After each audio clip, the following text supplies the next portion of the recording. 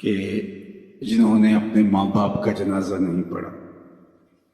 آپ سوچ رہے ہوں گے کہ وہ ملک میں موجود نہیں ہوں گے، کہیں سفر پہ ہوں گے۔ نہیں، وہ موجود تھے، قبرستان میں گئے ہیں، لیکن کھڑے رہے ہیں، جنازہ نہیں پڑھا۔ کیا اس شخص سے بڑا کوئی بد نصیب ہو سکتا ہے کہ جس نے اپنی حقیقی ماں کا جنازہ نہیں پڑھا، اپنے حقیقی باپ کا جنازہ نہیں پڑھا اور موجود بھی تھا؟ تو ایسے لوگوں کو آپ بھی جانتے ہیں، یہ وہ لوگ ہیں جنہیں جنازہ آتا نہیں ہوتا، اور وہ رسماً صف میں کھڑے ہوتے ہیں اور ماں باپ کا یہ حق ادا نہیں کر پاتے۔ اور اس سے بڑی محرومی اور کیا ہو سکتی ہے کہ انسان اپنے ماں باپ کے جنازے میں کھڑے ہو کر کے ان کا یہ حق بھی ادا نہ کر پائے۔ دوسرا حق ماں باپ کا جو اولاد کے ذمے عائد ہوتا ہے وہ ہے استغفار لہما، ان کے لیے بخشش کی دعائیں کرنا۔ زندگی کے اندر ماں باپ کی خدمت کے بہت سارے طریقے ہیں، ان کی خوشنودی حاصل کرنے کے بہت سارے ذرائع ہیں۔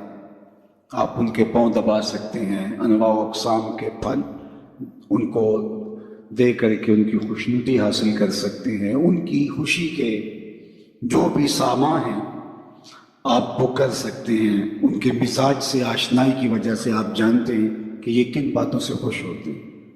لیکن جب انتقال کر جاتے ہیں تو پھر یہ سارے ذرائع ختم ہو جاتے ہیں، تو پھر ان کے لیے ان کی خوشنودی حاصل کرنے کے لیے دوسرا حق ماں باپ کا ان کے لیے استغفار کرنا ہے۔ اور مرنے والوں کو انتقال کے بعد سب سے زیادہ ضرورت دعاؤں کی ہوتی ہے۔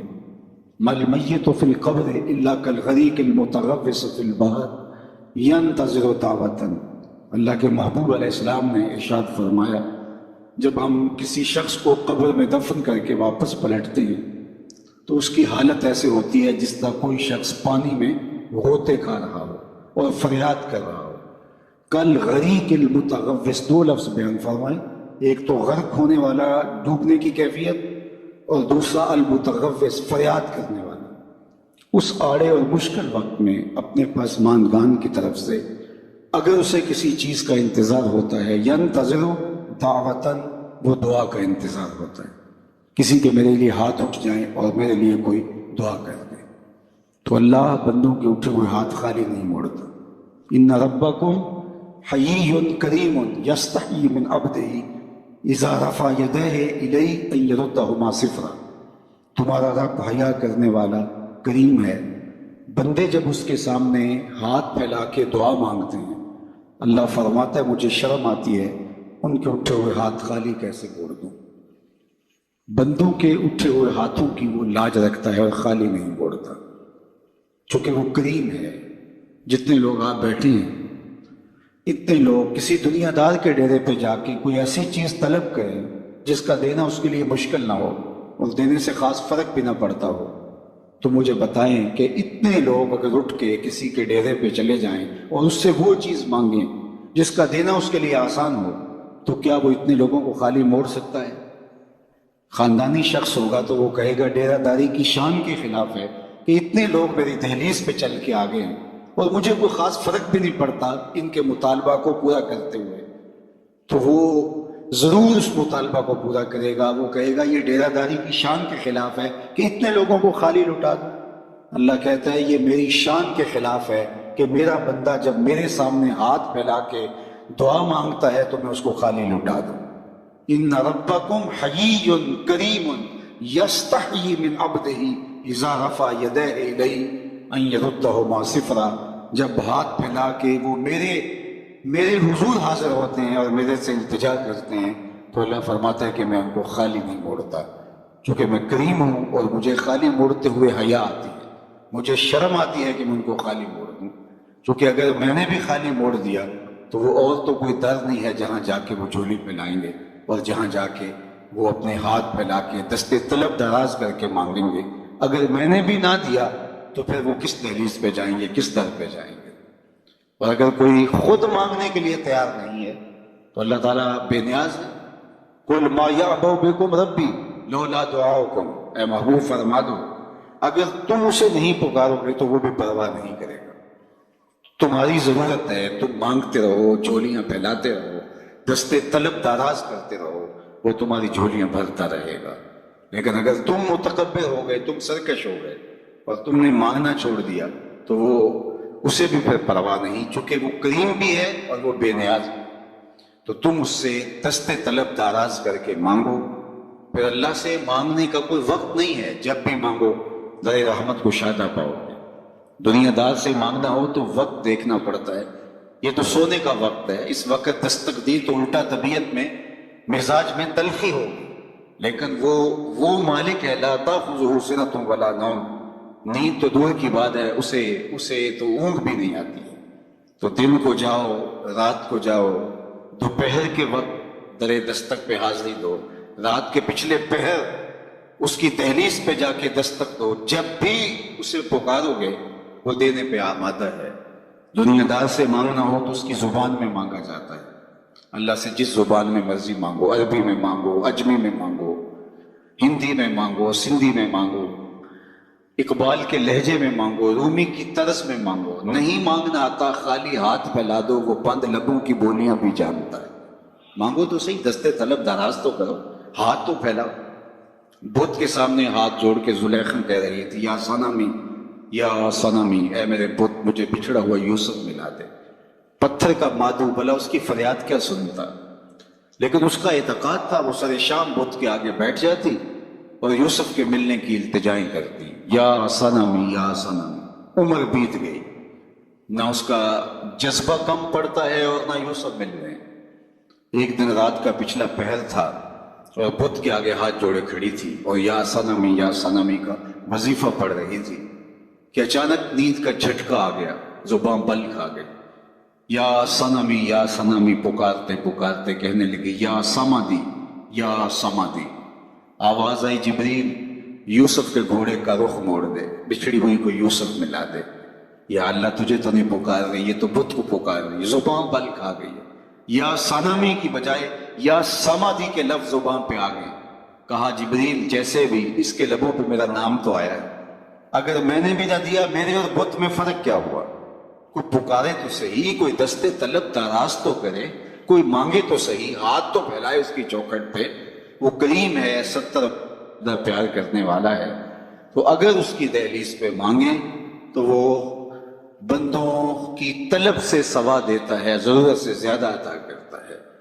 تو پہلا مقصد اس کے حضور بخشش و غفران طلب کرنا ہے، اللہ کے حضور عرض کرنا ہے کہ مالک غفران و رحمت کے پردوں میں ہماری ماں کو ڈھانپ لے۔ یہ پہلا مقصد ہے آج کے اس اجتماع کے انعقاد کا۔ اور یہ بات ذہن میں رکھیں، جس طرح ماں باپ کی دعائیں اولاد کے حق میں قبول ہوتی ہیں، اس طرح اولاد کی دعائیں بھی ماں باپ کے حق میں قبول ہوتی ہیں۔ جب ماں باپ کے لیے اولاد دعا مانگتی ہے تو وہ خلوص ہوتا ہے اس دعا کے اندر۔ میں نے کتب تصوف میں پڑھا اور ایک حدیث اس کی تائید میں بھی مل گئی، جس شخص نے روزانہ معمول بنا لیا کہ اپنے ماں باپ کے لیے اہتمام سے دعا کرتا ہے، ساری زندگی اس کے رزق میں بے برکتی نہیں آ سکتی۔ یہ آسان سا نسخہ ہے، ماں باپ زندہ ہیں تب بھی، ماں باپ انتقال کر گئے ہیں تب بھی، روزانہ ایک وقت متعین کر لیں اور خاص طور پہ ان کے لیے دعا کریں۔ ویسے تو جو صالح پاکیزہ اولاد ہوگی، 5 گانہ نماز کی آدھی اولاد ہوگی، وہ اہتمام سے نہ بھی کرے تو دن میں کتنی مرتبہ اللہ کے حضور عرض کرتی ہے ربنا اغفر لی ولوالدی، اللہ مجھے بھی بخش دے، میرے ماں باپ کی بھی مغفرت فرما دے۔ تو خوش نصیب ماں باپ کے لیے دعاؤں کے سلسلے ہوتے ہیں۔ تو ماں باپ کے لیے دعاؤں کا سلسلہ جاری رکھنا یہ خوش نصیب اولاد کا مقصود ہوتا ہے۔ اوروں سے دعا کروانا، آپ کو اس لیے بلایا گیا ہے نا کہ اتنے لوگوں کے ہاتھ اٹھیں گے، کتنے نیک بوڑھے بزرگ سفید ریش لوگ، نیک سادات کتنے لوگ ہیں، تو اللہ کسی کی قبول کر لے۔ تو اوروں سے دعا کروانا۔ حضرت ابو ہریرہ رضی اللہ تعالیٰ عنہ کہا کرتے تھے اللہم اغفر لابی ہریرہ ولأمی ولمن استغفر لہما، اے اللہ ابو ہریرہ کو بخش دے، ابو ہریرہ کی ماں کو بخش دے، اور جو ہم دونوں کے لیے بخشش کی دعا کرے اسے بھی بخش دے۔ حضرت محمد بن سیرین جلیل القدر تابعی ہیں، وہ جب بھی کبھی زندگی میں دعا مانگتے تھے تو یہ دعا ضرور ساتھ مانگتے، اللہ ابو ہریرہ اور ان کی ماں کی مغفرت فرما۔ تو کسی نے ان کو کہا کہ آپ کو کوئی خاص ہمدردی ہے، کوئی تعلق خاص ہے ان کے ساتھ؟ تو فرمایا کہ ہاں وہ تو سب کو ہی ہے، لیکن میں اصل ان کی دعا کا خود مصداق بننا چاہتا ہوں، چونکہ انہوں نے کہا تھا اے اللہ ابو ہریرہ کو بخش دے، ابو ہریرہ کی ماں کو بخش دے، اور جو ہم دونوں کے لیے بخشش کی دعا کرے اس کو بھی بخش دے۔ تو میں ان کے لیے دعا کر کے اپنی بخشش کا سامان کر رہا ہوں۔ تو اپنے ماں باپ کے لیے دعاؤں کے سلسلے کو کبھی بھی ٹوٹنے نہیں دینا چاہیے۔ والدین کے لیے کثرت سے دعا، اللہ اکبر، یہ اپنے باطن کی بہتری کا ذریعہ بنتی ہے اور رزق میں اضافے کا سبب بنتی ہے۔ اور خوش نصیب اولاد ماں باپ کے لیے دعا کو کبھی بھی ترک نہیں کرتے، اور لوگوں سے بھی کہتے ہیں کہ میرے ماں باپ کے لیے مغفرت کی دعا کریں۔ حضرت ابو ہریرہ فرمایا کرتے تھے کوئی ہے جو مسجد اشار میں 2 رکعت پڑھے اور میری ماں کی مغفرت کی دعا کرے؟ تو غفران و بخشش کی دعاؤں کا سلسلہ یہ پہلا مقصد ہے آج کے اس اجتماع کا اور اس قبیل کے منعقدہ اجتماعات کا۔ دوسرا مقصد پسماندگان سے اظہار تعزیت کرنا ہے۔ وہ گھر بیٹھے بھی ہم دعا کر سکتے تھے، لیکن یہاں آ کے دعا کرنے کا مقصد مرحوم کے یا مرحومہ کے پسماندگان سے اظہار محبت ہے، جس کے لیے ہم یہاں آتے ہیں اور دعا کرتے ہیں۔ اور یہ حضور کے عمل سے، سنت سے ثابت ہے کہ حضور ماعز ابن مالک اسلمی کے گھر گئے جب ان کا انتقال ہوا، اور آقا کریم نے جا کر کے کہا استغفروا لماعز، ماعز کے لیے بخشش کی دعا کرو۔ حالانکہ جب ان کا جنازہ اٹھا تو وہ ایک سلسلے میں موخوذ ہوئے، پھر حد جاری کی گئی، تو آقا کریم نے فرمایا تھا کہ میرے ماعز نے ایسی سچی توبہ کی ہے، اگر روئے زمین کے تمام لوگوں میں تقسیم کر دی جائے اہل ایمان میں، لکفاہم، سب کی مغفرت ہو جائے۔ یعنی ان کی توبہ کو اوروں میں بانٹا جائے تو وہ بھی بخشے جائیں، تو ان کے گھر حضور آ کے پھر دعا کیوں کرتے ہیں؟ جبکہ حضور فرما چکے ہیں، اور یہ بھی فرمایا کہ وہ جنت کی نہروں میں غوطے لے رہا ہے، جنت کی نہروں کے اندر وہ کلکاریاں لے رہا ہے، جنت کی نہروں میں نہا رہا ہے۔ تو پھر حضور ان کے گھر میں کیوں آئے؟ گھر میں اس لیے آئے کہ پسماندگان کی ڈھارس بنائیں، اور جس گھر میں حضور آئے ہوں گے وہاں کوئی دکھ رہا ہوگا، وہ کیا کسی نے کہا یہ الگ بات ہے تم آئے ہو تو کوئی نہیں، ورنہ درد تو یہاں ہزار رہتے۔ تیسرا مقصد جو ہے وہ ہمارا دوسرا مقصد پسماندگان کے ساتھ تعلق کو نبھانا ہے۔ یعنی یہ تینوں مقاصد جو چیدہ میں نے عرض کیے، تینوں مقاصد 3 اشخاص سے جڑے ہیں۔ پہلا مرنے والے کی ذات سے، دوسرا پسماندگان سے، اور تیسرا ہمارے اپنے وجود سے۔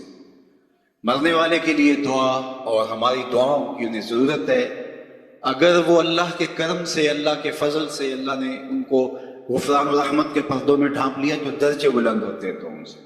اور دوسرا مقصد پسماندگان سے تعزیت۔ ظاہر ہے ماں ایک ایسا رشتہ ہے کہ جس کا نعم البدل کیا بدل بھی موجود نہیں ہے۔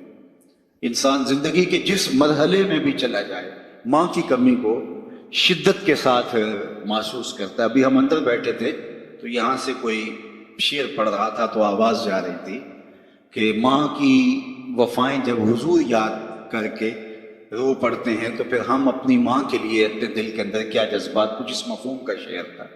اور وہ ایک باقاعدہ واقعہ موجود ہے، اللہ کے محبوب علیہ السلام باقاعدہ اپنی ماں کو یاد کرتے ہیں۔ الحاوی الفتاوی کے اندر امام سیوطی نے بڑی تفصیلی کہانی لکھی ہے کہ ایک دن حضور مکے سے ہجرت فرما کے جب مدینہ تشریف لائے تو ایک دن مسجد نبوی میں نماز پڑھانے کے لیے اللہ کے محبوب تشریف لے گئے۔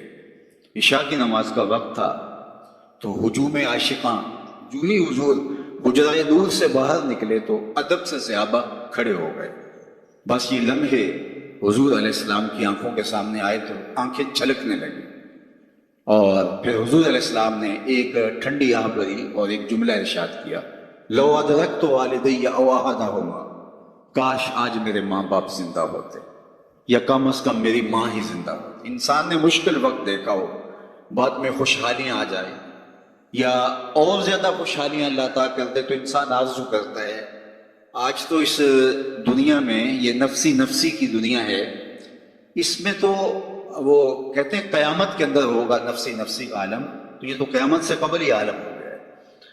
تو آج تو کسی کی عزت پر لوگ آتش غیظ و غضب اور آتش حسد میں جلنے لگ جاتے ہیں، تو ایک ماں ایسا رشتہ رہ گیا ہے جس کو قلبی فرحت اور مسرت ہوتی ہے۔ اب آقا کریم علیہ السلام کا معاملہ آپ جانتے ہیں کہ پیدا ہونے سے قبل باپ کا انتقال ہو گیا۔ 6 سال کی عمر تھی کہ اپنی والدہ کے ہمراہ حضور مدینہ المنورہ میں پہنچے حضرت عبداللہ کی قبر کی زیارت کے لیے۔